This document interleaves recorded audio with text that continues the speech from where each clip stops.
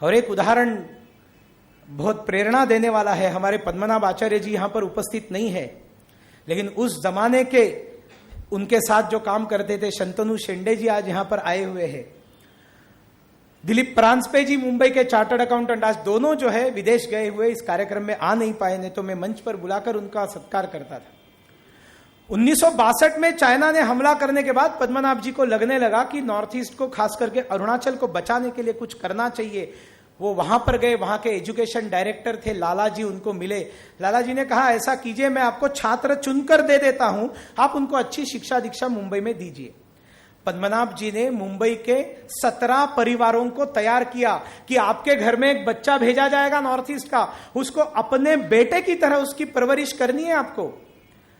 और इन बच्चों को कैसे लाया, अभी जब हम गए थे तवांग तब हम लोग लेकी फुनसो से मिले। लेकी फुनसो कौन है? वहां पर director for cooperatives Arunachal state, इतने बड़े पद पे काम करने वाला एक व्यक्ति। मैंने उनको फोन किया तो उन्होंने मुझे कहा तुम्ही माझ्याशी मराठीत बोलू शकता बरं का? मैंने कहा मैं आता हूं आपसे मिलने के लिए। नहीं तुम्ही तिथेच थांबा, मी येतो तुम्हाला भेटायला। मैंने कहा आइए। ये कौन है लेकी फुनसो? लेकी फुनसो का घर तावांग से 36 किलोमीटर देहात के अंदर है। 1967 में 1967 में जब तावांग जाने के लिए रास्ता नहीं था, आज का जो तावांग का रास्ता है लेफ्टिनेंट जनरल शेकटकर जी के टेन्योर में उन्होंने बनाया हुआ रास्ता है, उसके बाद में किसी ने ध्यान ही नहीं दिया। रास्ता खराब है लेकिन रास्ता है। जब पद्मनाभ जी गए तब तो रास्ता भी नहीं था, वो तावांग पहुंचे। तावांग से 36 किलोमीटर दिलीप परांजपे और पद्मनाभ आचार्य जी पैदल चल के लेकी के गांव में गए।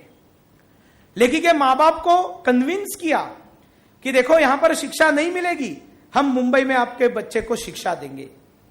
मां बाप ने अपना छोटा सा 5वीं कक्षा में पढ़ने वाला बच्चा पद्मनाभ जी के हाथ में दिया।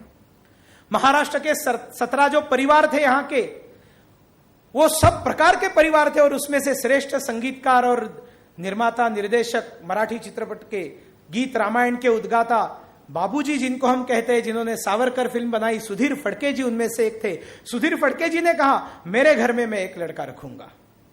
और लेकी फुनसो सुधीर फड़के जी के घर में 15 वर्ष रहा, उनके बेटे की तरह रहा।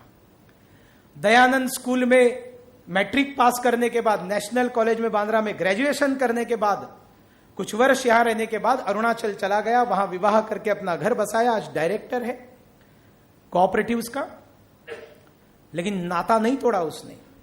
हम जब मिलने के लिए गए उसके बिल्कुल 15 दिन पहले मुंबई आकर गया हुआ था। क्यों?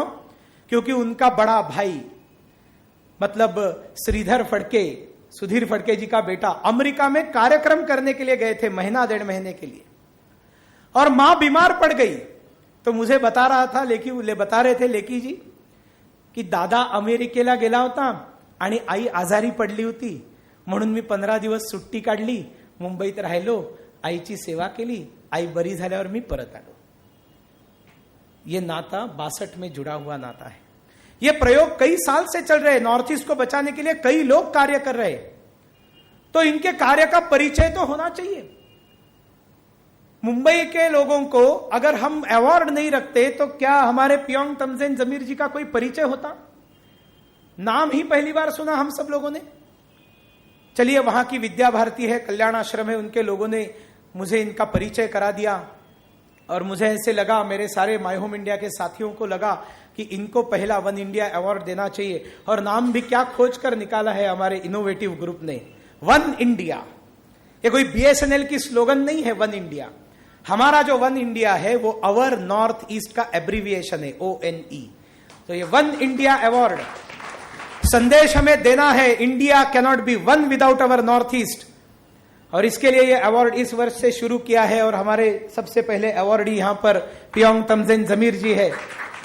मुंबई में और वाराणसी में हिंदी का अभिमान रहना अलग बात है, और गन पॉइंट के ऊपर नागालैंड में हिंदी का अभिमान रखकर अनेक वर्षों तक हिंदी की सेवा करना, यह अलौकिक अद्भुत बात है।